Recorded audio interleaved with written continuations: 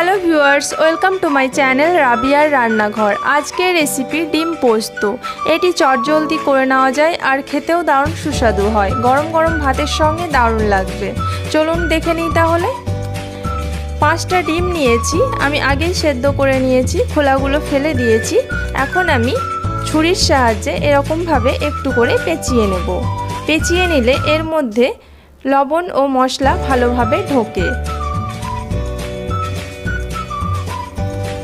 সবগুলো আমি সেমভাবে পেঁচিয়ে নিচ্ছি। পেঁচানো হয়ে গেছে। এখন আমি গ্যাস ওভেনে একটা কড়াই বসিয়েছি, তাতে আমি দিয়ে দিলাম অল্প পরিমাণ সরষের তেল। এখন আমি তেলটা গরম হয়ে আসলে ডিমগুলো ভেজে নেব। একে একে ডিমগুলো দিয়ে দিচ্ছি।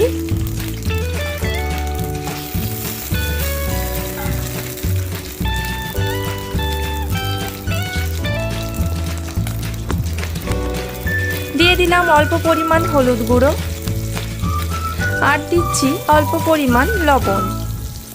মিনিট 3 ধরে ডিমগুলো আমি ভেজে নেব। ভাজা হয়ে গেছে, এখন একটা পাত্রে তুলে নিচ্ছি।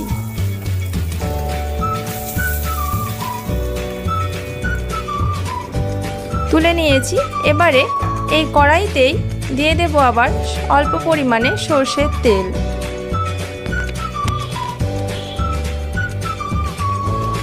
চিড়ে রাখা 3টে লঙ্কা এর মধ্যে দিয়ে দিচ্ছি।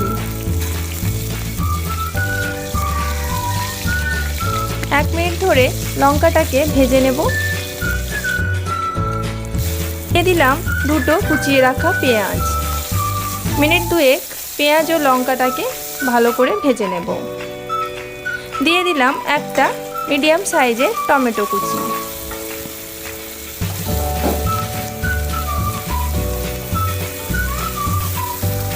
দু মিনিট ধরে ভেজে নেওয়ার পর এর মধ্যে দিয়ে দিচ্ছি অল্প পরিমাণ হলুদ গুঁড়ো, লবণ দিলাম স্বাদ মতো। ভালো করে মশলাটিকে কষিয়ে নেব। দেখুন ভালোভাবে কষা হয়ে গেছে। এবারে আমি বেটে রাখা পোস্ত এর মধ্যে দিয়ে দিলাম। আমি সব পোস্ত ব্যবহার করিনি, অল্প রেখে দিয়েছি, পরে ব্যবহার করব। ভালোভাবে মশলার সাথে পোস্তটিকে কষে নেব মিনিট 2 ধরে। আঁচটা আমি মিডিয়াম রেখেছি। দিয়ে দিচ্ছি অল্প পরিমাণ জল। একটু নেড়ে নিয়ে আমি এর মধ্যে ভেজে রাখা ডিমগুলো একে একে দিয়ে দেব।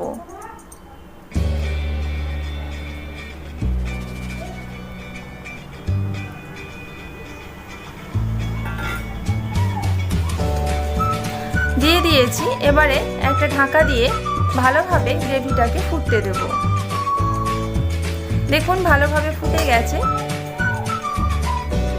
এবারে বাকি পোস্ত এর মধ্যে দিয়ে দিলাম। পোস্তটা দুভাগে দিলে পোস্তের গন্ধটা বজায় থাকে। ভালোভাবে রান্নাটা হয়ে গেছে, একটা ভালো সুগন্ধ বেরোচ্ছে। রান্নাটা আমার কমপ্লিট। এবারে গ্যাসটা অফ করে দিচ্ছি। মিনিট 2 পর আমি এটা সার্ভ করে নেব।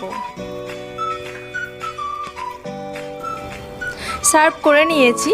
রেসিপিটি একবার ট্রাই করে দেখবেন, খুব ভালো লাগবে। আর আমার এই ভিডিওটি ভালো লেগে থাকলে অবশ্যই একটা লাইক করবেন, বন্ধুদের সঙ্গে শেয়ার করবেন, আর আমার চ্যানেলটিকে সাবস্ক্রাইব করতে ভুলবেন না। পাশে থাকা বেল আইকনটিও প্রেস করে দেবেন, তাহলে আমি যে ভিডিওগুলো পোস্ট করব সেগুলো আপনাদের কাছে সর্বপ্রথম পৌঁছে যাবে। আজকের মতো এটুকুই। ভালো থাকবেন, সুস্থ থাকবেন। ধন্যবাদ।